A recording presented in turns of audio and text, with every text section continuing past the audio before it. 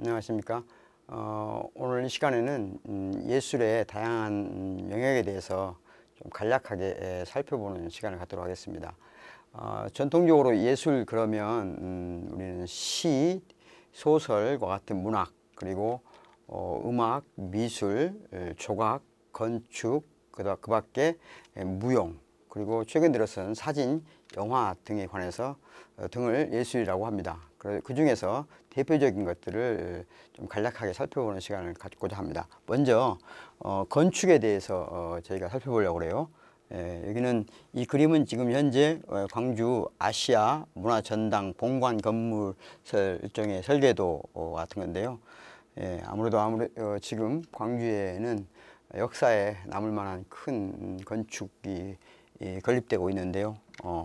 그거에 관한 많은 논란이 있었습니다. 곧 아마 개관될 건데 그 기대가 사뭇 다양하리라고 생각합니다. 건축 그러면 일반적으로 어떤 사람들은 예술이라고 생각하지 않는 사람도 있습니다. 왜냐하면 건축이라고 하는 것은 우리 일상생활에 어디서나 매일 단 한순간도 쉬지 않고 접하게 되는 것이기 때문이라고 생각해요. 어쨌든 그러나 건축을 예술이라고 놓고 봤을 때 예술 중에서 가장 첫 번째 예술이다 이런 말을 합니다. 왜냐하면 인간이 처음에 자연으로부터 막 벗어나서 문화를 형성할 때 첫 번째 만들어낸 것이 이 건축이라고 할 수 있고, 그런 의미에서 모든 예술 중에 첫 출발로서 예술, 하지만 바로 그런 이유 때문에 또한 가장 낮은 단계의 예술이다 이렇게 폄하하는 사람도 일부 있습니다. 어쨌든 건축은 세 가지의 기능을 한다고 말해지는데요. 그 첫 번째는 어쨌든 그 안에서 삶이 이루어지기 때문에 구조적 안정성이 확보돼야 됩니다. 두 번째는 그에 부합하는 적절한 기능, 그러니까 그 건물을 사용하는 사람 또는 건물을 이런저런 방식으로 들락거리는 사람들에게 있어서 필요한 어떤 기능을 적절하게 해줘야 된다. 그 다음에 세 번째가 어떤 심미적 즐거움입니다. 물론 일부 또 우리가 일반적으로 접하는 건축물들은 심미적 즐거움보다는 불쾌감을 주는 경우가 우리나라의 경우에 많습니다. 그렇기 때문에 건축을 예술이라고 생각하지 않는 경향이 있는데, 어쨌든 전반적으로 건축을 예술의 어떤 지평에서 바라볼 때 이 세 가지가 동시에 구축돼야 된다는 거죠. 그래서 조금 읽어보겠습니다. 쇼펜하우어라는 독일의 철학자가 의지와 표상으로서 세계에서 다음과 같이 말했는데, 건축은 유용한 목적을 위해 도움이 되어야 한다는 사명이 있다. 건축은 순수한 인식을 따르는 것이 아니라 의지를 따르며, 즉 물질의 의지를 따르며 우리가 말하는 의미의 예술이라고 할 수 없다. 그러니까 쇼펜하우어는 가장 기본적으로 건축은 유용성이라고 하는, 유용성, 실용성이라고 하는 어떤 요구에 부합해야 되기 때문에 그런 맥락에서 예술과는 거리가 멀다는 거죠. 왜냐하면 예술은 기본적으로 유용성으로부터 벗어나는 것이거든요. 그렇기 때문에 그런 측면에서 이렇게 쇼펜하우어처럼 건축을 예술과는 무관한 것이다 이렇게 말하는 사람도 있다는 거죠. 반면에 또한 그 발터 벤야민이라는 철학자가 기술복제 시대 예술작품에서 한 말을 읽어보겠습니다. 방만하고 산만해진 상태와 정신 집중은 서로 상반되는 개념이다. 예술로부터 건물을 방심하고 산만해진 상태에서 집단적으로 수용된 예술작품의 원형이다. 그러니까 쇼펜하우어는 예술이 아니라고 그랬지만 벤야민은 오히려 예술작품의 원형을 건축에 찾았다는 거죠. 이때 예술작품의 원형을 건축으로 쳤을 때 벤야민한테 굉장히 중요한 문제가 있어요. 하나는 여기서 보신 것처럼 전통적으로 우리가 예술작품은 예를 들어 여러분들이 음악을 듣는다, 클래식 음악을 듣는다, 또는 예술작품, 즉 그림을 본다 할 때 대체적으로 사람들은 정신을 집중해야만 그 예술과 만나서 소통할 수 있다고 생각하거든요. 그러니까 전반적으로 예술이라고 하는 것은 어떤 그 작품에 대한 정신을 집중할 수 있는 어떤 능력 또는 의지가 있어야만 된다는 거죠. 그런 의미에서 보면 예술은 일정한 지적 수준에 도달한 사람들의 어떤 고급한 취미 활동처럼 전락할 수 있거든요. 그런 것에 반대하거나 또 그런 것을 비판해온 발터 벤야민 입장에 봤을 때는 예술 작품은 그렇게 정신 집중을 요구하기보다는 오히려 산만한 상태, 즉 여러분들 예를 들자면 이런 거죠. 산만한 상태란 귀로 이어폰으로 음악을 들으면서 수업을 듣는다든가, 즉 또는 음악을 들으면서 공부를 한다든가, 좀 정신이 산만해진 상태잖아요. 이 발테 베냐민이라는 사람은 바로 그런 산만한 상태의 정신, 바로 그 정신으로 접근할 수 있는 예술이 진정한 의미에서 예술이다, 이렇게 판단을 했어요. 그렇기 때문에 발테 베냐민 입장에서 보면 건축물이야말로 우리가 길거리를 지나가다가 건물을 보고 집중해서 보는 경우도 있지만, 그냥 다른 일을 하면서 별 큰 의식이 없이 좀 더 정신이 이런저런 방식으로 산만한 상태에서 감상할 수 있는, 또는 느낄 수 있는, 접근할 수 있는 그런 예술작품의 원형이다, 이렇게 말했다는 거죠. 그러니까 건축에 대해서 어떤 사람은 아직 예술이 아니다, 어떤 사람은 그 진정한 예술이다, 이렇게 말한다는 거죠. 조금 넘어와서 1831년에 빅토르 유고라는 학자가 그런 말을 했어요. 인쇄술이 건축을 죽일 것이다.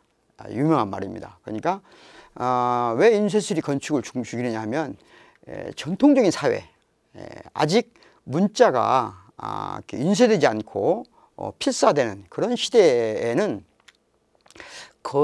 대부분의 사람들은 문자를 통해서 소통하지 않았다는 거죠.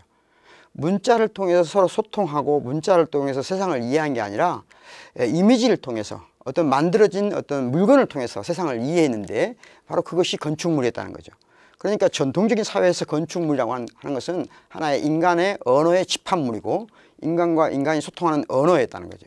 그런데 인쇄술이 발달하게 되면서부터 이제 인간들은 어떤 이미지로 소통하는 게 아니고 문자로 소통하고, 문자로 연락하고, 문자로 교통한다는 거죠. 그런 맥락에서 이제 인쇄술이 발달하면서 건축은 그 생명을 다할 것이다, 이런 비판도, 또 이런 비판이라기보다는 그런 어떤 진단이 있었습니다. 어쨌든 실제로 그랬다는 진단이 실제로 맞아들였는지 어쨌는지는 또 말하기 어렵습니다. 좀 더 읽어보죠. 고대에서 중세 이르기까지 건축은 위대한 문자였다는 거예요. 그런데 종교적 상징이면서 동시에 인류의 사상을 담은 하나의 종합예술이었다. 그러니까 전통적인 사회에서는 예술은 어떤 그 안에 단순히 건물인 게 아니고, 그때까지 그 인류가 공유했던 사상, 종교, 그 모든 것들이, 이념들이 종합적으로 하나로 뭉쳐진 것이 건축이었다는 거죠. 그런데 바로 그 건축이 이제 뭐라고요? 인쇄술이 발명되면서 그 역할을 다하게 됐다. 그래서 오늘날 우리가 건축물을 보면서 이 안에 많은 사상이 담길 걸 기대하지는 않잖아요.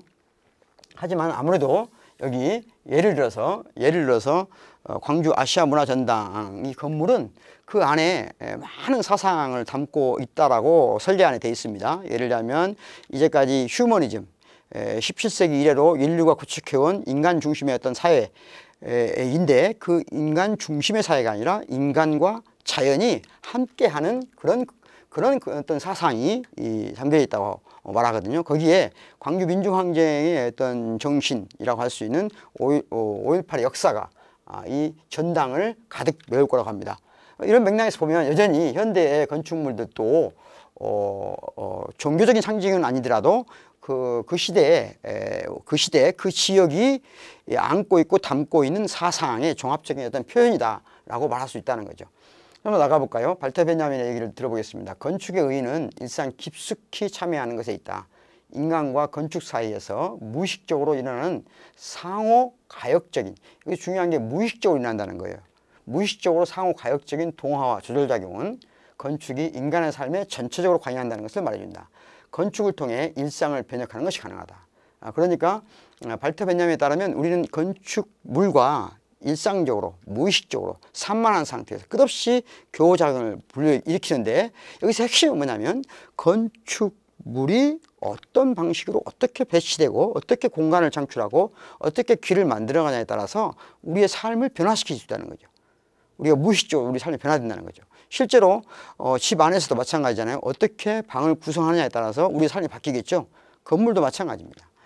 그래서 캐스틴 해리스라는 사람은 건축의 최상의 기능은 공동체의 에토스를 드러내는 것이라고 그랬어요. 그러니까 에토스라는 건 일종의 규범이기도 하고 어떤 덕목이기도 하고 그렇습니다.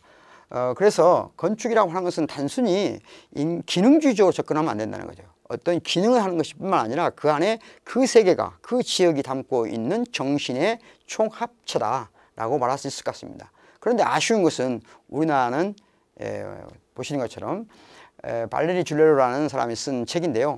프랑스의 지리학자입니다. 프랑스의 지리학자가 쓴 책인데 아파트 공화국이라는 책이 있어요. 외국 사람이 한국에 오면 그런다고 합니다. 한국에 오면 처음에 한국에 막 들어서 김포공항, 지금 인천공항이죠. 인천공항을 딱 벗어나서 서울로 진입하면서 되게 이제 밤에 내리잖아요. 밤에 오후에 대해서 서울로 쭉 진입해 들어오면서 깜짝 놀란다는 거죠. 마치 온통 서울 시내 전체가 마치 십자가들의 빨간 십자가들의 총합인 것처럼 보인다는 거죠. 이렇게 가르쳐서 우리 한번 소개해드린 적이 있는데 전남대 영문과를 나오신 대한민국을 대표하는 80년대 90년대 대표하는 시인 김남주는 이렇게 말했어요. 한국의 대도시는 거대한 공동묘지 같다. 그러니까 밤하늘에 여러분 혹시 밤에 야경이 보이는 곳에 가보십시오. 광주 시내를. 그러면 우후죽순 빨간 십자가들이 걸려있는 모습이 마치 거대한 공동묘지 같다. 그런 표현이 있습니다. 어쨌든 그런데 외국 사람이 한국에 와서 밤에 딱 호텔에서 문을 딱 여니까 도시 전체가 빨간 십자가들로 물들어 있다는 거죠. 그게 첫 번째 놀란다는 거예요. 두 번째 놀라는 게 뭐냐면 아침에 일어나서 호텔 문을 다시 커튼을 여니까 뭐가 보여요? 거대한 아파트들만 보인다는 거죠. 이 세계에서 아파트가 이렇게 많은 나라는 없습니다. 그렇게 많지 않습니다. 사실은 아파트라고 하는 것에 대해서 요즘에 최근에 많은 논의가 되고 있고 많은 연구가 이루어지고 있습니다. 아파트는 원래 놀라실지 모르겠지만 공상적 사회주의 또는 공상적 공산주의자들이 만들어낸 발상입니다. 그런데 실제로 그 공상적 공산주의자들의 발상이 가장 잘못된 방식으로 실현된 것이 우리나라라고 말할 수 있습니다. 어쨌든 사람들은 이 아파트에 살게 되는데 이것을 전면적으로 부정할 수는 없죠. 어쨌든 아파트라고 하는 것이 우리가 건축이라고 하는 것에서 찾고자 하는 예술의 어떤 본성을 과연 구현하고 있는가. 저는 그 아파트 자체도 문제지만 우리의 삶에 특히 아파트에 산다는 것은 어떤 의미가 있다고 보냐면요. 적어도 그것이 좋든 나쁘든 긍정적이든 부정적이든 일종의 무균실의 삶이라고 생각해요. 혹시 여러분들 혹시 아신가요? 뭐죠? 여러분이 암이 걸렸다고 쳐봐요. 암이 걸리면 항암 치료를 받잖아요. 이 항암 치료를 받으면 항암 치료를 받는 과정에서 그러니까 우리 면역력이 떨어지거든요. 면역력이 떨어지면 그 면역력이 떨어진 상태에서 일상생활을 하게 되면 다른 병원균에 의해서 합병증이 생기고 그러니까 이제 더 심각한 어떤 질병 상태에 빠지게 되거든요. 그런 사람들이 그런 것들을 막기 위해서 가는 곳이 무균실이라고 합니다. 그러니까 무균실은 어떤 균도 없는 거예요. 그런 상태에서 외부로부터 어떤 병원균의 침입을 막는 거거든요. 어찌 보면 우리의 삶이 조금 은유적인 표현이긴 하지만 우리의 삶이 그런 무균실적인 삶은 아닌가 한번 반성해 볼 필요가 있는 것 같아요. 아파트 공화국에서 더군다나 외국 학자가 본 이 발레리 졸레리라는 이 프랑스의 지리학자가 먼저 언급한 이래로 한국에서도 최근에 조금 부끄러운 일이지만 외국 사람이 우리 아파트 문제를 거론하기 시작하면서 조금 논의가 진행되고 있다는 것 여러 가지 면에서 생각해보면 거리가 있는 것 같아요. 건축에 대해서 대략 살펴봤고요. 이번에는 무용에 대해서 살펴보고자 합니다. 무용 그러면 뭐 춤이라고 할 수 있겠죠. 이것은 일종의 호두과기 인형, 최형적인 이제 호두과기 인형의 어떤 그림을 인터넷에서 제가 이렇게 다운받아서 올려봤습니다. 보시면 이제 이 고전 무용의 아주 전형적인 그림이거든요. 그래서 참고하시기 바라겠습니다. 일반적으로 무용 그러면 무용 또는 춤 그러면 역사 이래로 가장 첫 번째 춤을 어떻게 이해했냐면요. 자아를 벗어나는 거예요.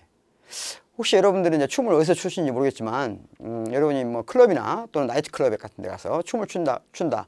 그럼 막 춤을 추다 보면 어떤 상태가 빠져요? 나로부터 벗어난다는 느낌이 있거든요. 탈자라는 느낌이 있어요. 그러니까 사람들은 한 번씩은 자기를에서 벗어나고 싶거든요. 자기에서 벗어나고 싶은데 일반적으로 그게 쉽지 않아요. 그런데 술을 먹거나 또는 춤을 추면 마치 나에게서 벗어나는 것 같은 어떤 환상을 불러일으키거든요. 그 때문에 춤이라는 첫 번째 탈자아의 어떤 꿈이 담겨져 있는 것이다. 그런데 이처럼 고전 무용에서처럼 점점 이제 무용이라고 하는 형태로 춤이 예술의 형태로 발전하면서 이 탈자아 대신 탈중력의 세계를 지향합니다. 그러니까 전통적인 예술들은 항상 어디를 향해 있어요? 땅으로부터 멀어져 가려고 하는 경향이 있다는 거죠.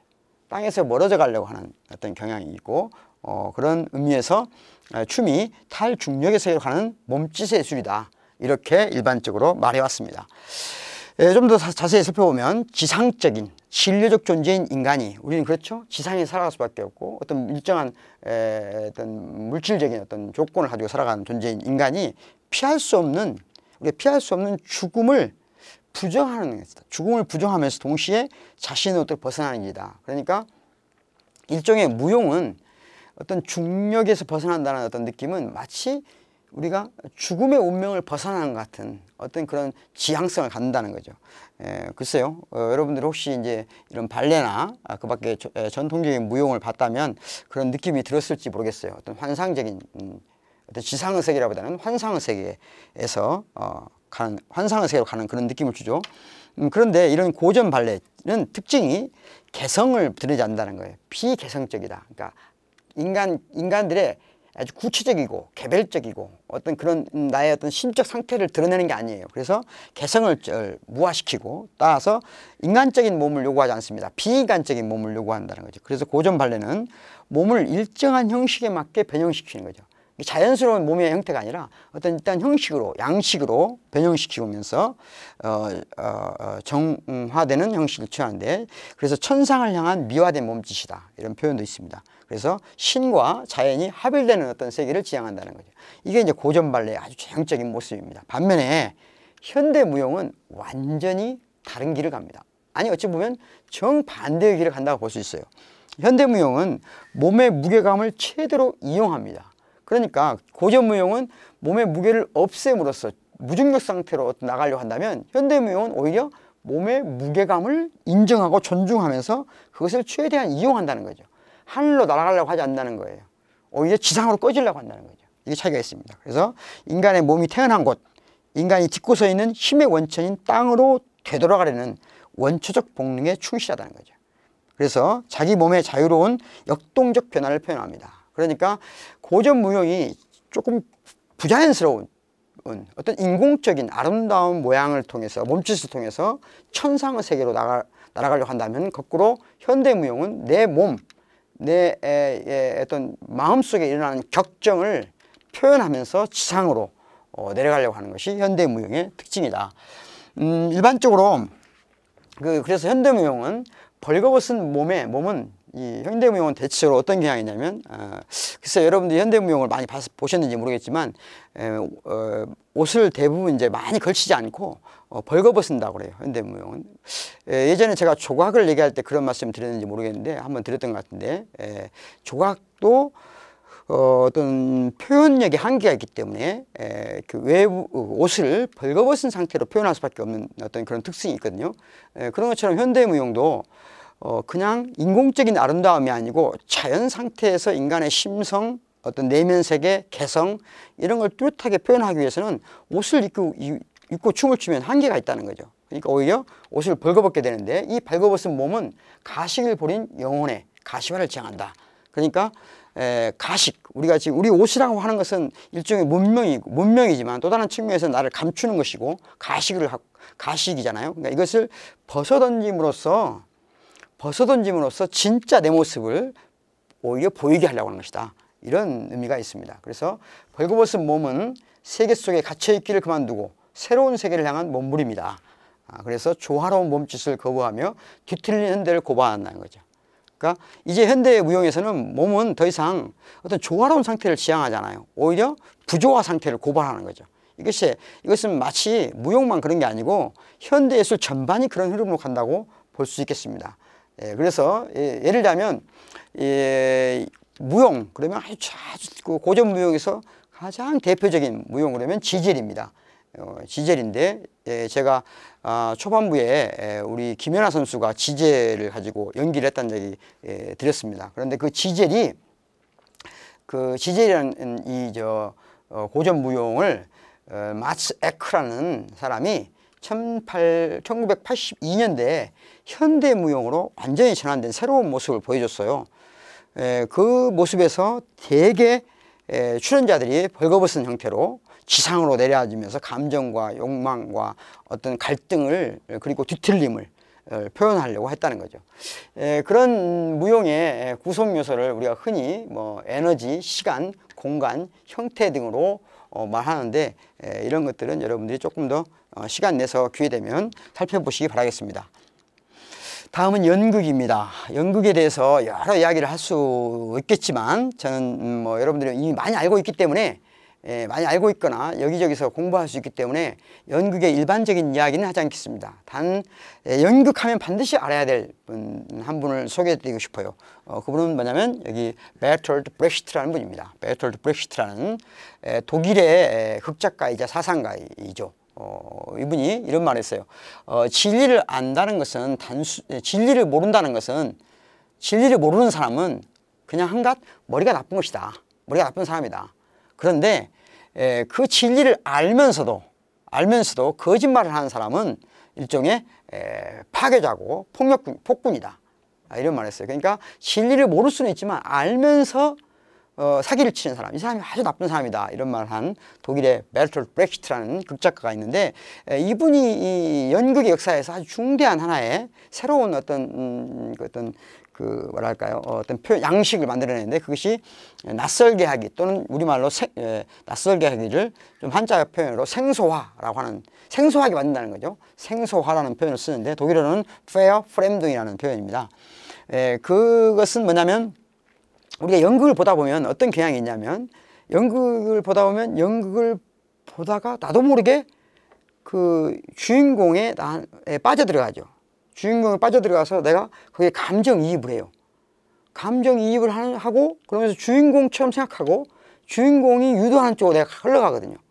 그 과정에서 나는 생각을 멈추게 돼요. 바로 그것은 연극의 부정적인 현상이다. 연극은 생각을 멈추게 하면 이미 예술이 아니라 선전이고 이데올로기라는 거죠. 그래서 단 한순간도 생각을 멈춰서는 안 된다. 그래서 연극을 보면서 주인공과 감정이입을 하는 것을 못하게 하는 것이 낯설게 하기입니다. 일종의. 그래서 끝없이 생각하도록 요구하는 건데, 그 안에는 예를 들면 하나의 중요한 또 하나의 개념이 사회학적 게스투스라는 개념인데요. 좀 읽어보겠습니다. 한 시대의 구성원들 간의 사회적 관계를 표현하는 몸짓 및 표정술이라고 그랬어요. 이게 이제 사회학적 게스트인데, 이 사회학적 게스트가 연극 속에 표현한다는 거예요. 그걸 한번 극적 장면을 통해서 한번 브렉히트의 작품 중에 한 부분을 읽어보겠습니다. 갑자기 한 낯선 사람이 등장한다. 부인은 딸이 있는 쪽으로 던지려고 베개를 동그랗게 움켜쥐고 있는 중이다. 아버지는 막 창문을 열고 경찰을 부르려고 하고 있다. 이런 극적 장면이 있다고 쳐봐요.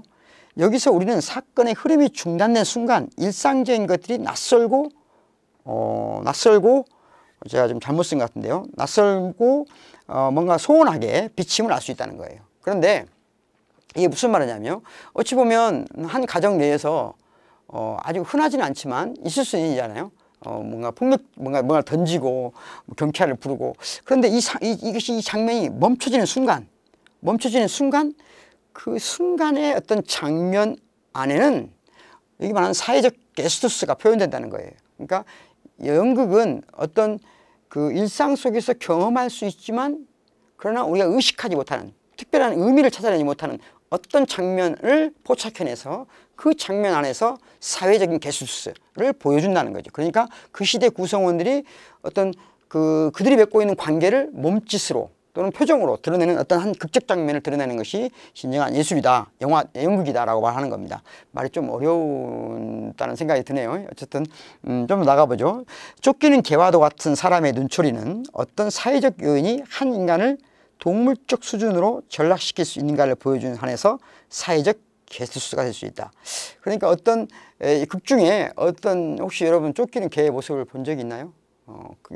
그걸 안 본 분들은 이해되기 어려운데, 어떤 그 배우가 어떤 장면에서 쫓기는 개가 보여주는 표정과 같은 걸 보여줬을 때, 그 순간 우리는 연극을 보면서 인간이 개 같은 어떤 상태로 추락할 수 있다는 것을, 또 그런 가능성들을 사회적인 어떤 게스트스로 보여줄 수 있다. 그런 것이 어떤 연극의 모습이다. 그런 겁니다. 뭐 이런 얘기들은 잘 알 것 같아요. 연극이란 기본적으로 만남의 예술이고, 이런 방식으로 다양하게 행위자와 관람자가 상호작용하는 공동체 체험이다. 그래서 몸, 말, 공간, 미디어의 합창이다. 이런 말들은 전형적인 연극에 대한 어떤 입장들입니다.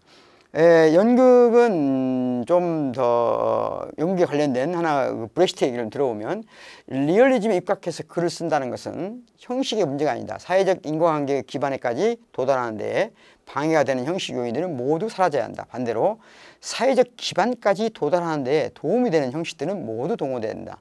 그러니까 리얼리즘은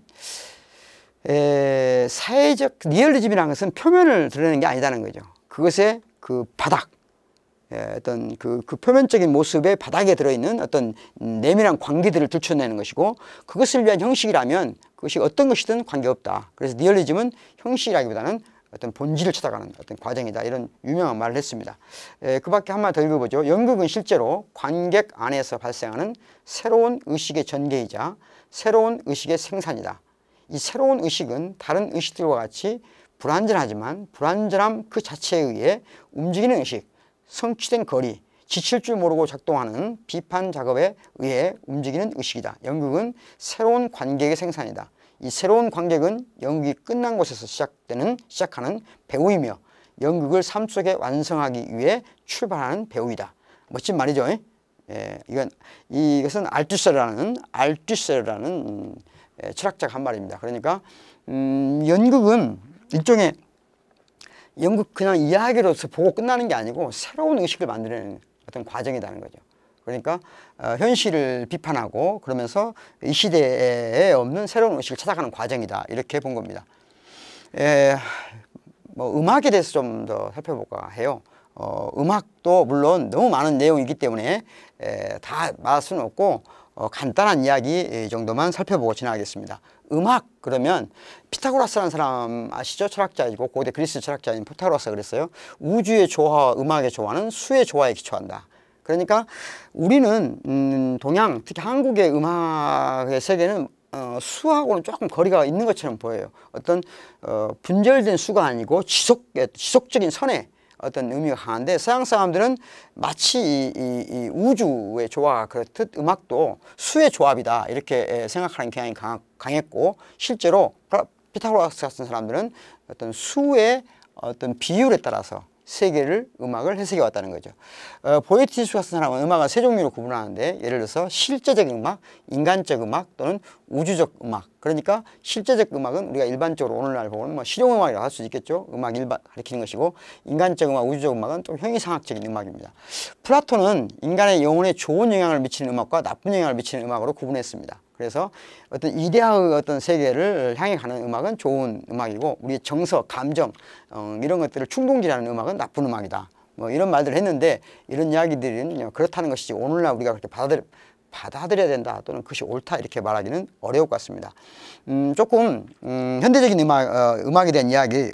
음악 그러면 어쨌든 음악에 관한 가장 최고의 어떤 그 철학적인 어떤 내용을 보여주는 학자는 아도르노입니다. 단연 아도르노 이상으로 음악에 대한 예술적 지평을 연 사람은 찾아보기 어렵습니다. 그의 이야기를 들어보겠습니다.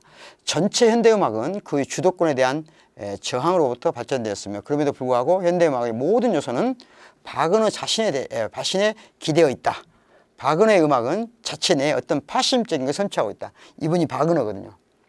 현대음악의 출발을 이제 어찌 보면 베토벤으로 생각하는 사람이 있고 또 바그너로 생각하는 사람이 있는데, 그 시점은 뭐 전체 또 인류 또는 서양 음악의 중심에 서 있는 사람이 베토벤이라고 할 수 있을 거예요. 그런데 그 중심에 서 있는 것이 베토벤이라면 그 이후에 오늘날 우리가 많이 듣게 되는 클래식 음악 내서의 어떤 중심, 그러면 바그너라는 사람이 있는데, 이 바그너의 음악은 혹시 여러분들 많이 들어보셨나요? 붐빠붐빠하고 막 타노이저 이런 것 있잖아요.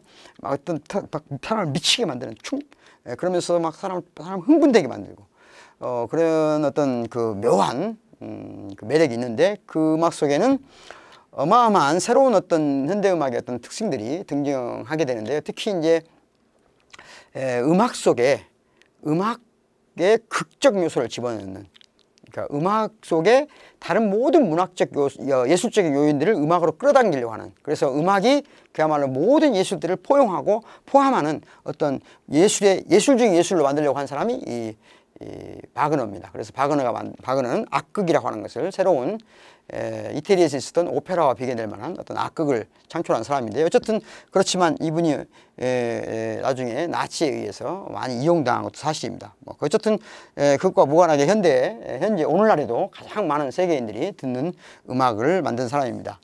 의심의 여지 없이 그의 충동, 제스처, 즉 그의 음악이 옹호한 것은 신화를 위한 충동이다. 바그너는 폭력의 옹호자가 된다고들 말한다. 부여 작품이 폭력인간 지크프티를 칭송하는 것과 같이 말이다. 그러나 그의 작품에서 폭력이 순수하게, 즉 무섭고 뒤엉킨 모습 그대로 전혀 감추는 것 없이 역력해지는 동안 그 작품은 신화라는 경향에도 불구하고 그것을 좋아하든 아니든 간에 신화에 대한 고발이 된다. 이게 무슨 말이냐면요, 바그너는 독일의 고전적인 독일인들의 어떤 신화를 악극 형태로 말하는데, 이 신화 속에서 지크프리트라는 사람은 온갖 폭력의 화신이에요. 이 폭력의 화신인 지크프리트를 문화적으로 뭔가 이렇게 포장하거나 뭐해서 만든 게 아니고 폭력 그 자체를 적나라하게 드러내는 어떤 그런 형태의 음악을 추구했다는 거죠. 그 밖에도 바그너 그러면 이제 니체의 평가가 아주 중요합니다. 니체는 이렇게 말했는데, 실제로 바그너는 평생 하나의 명제만 되풀이해왔다.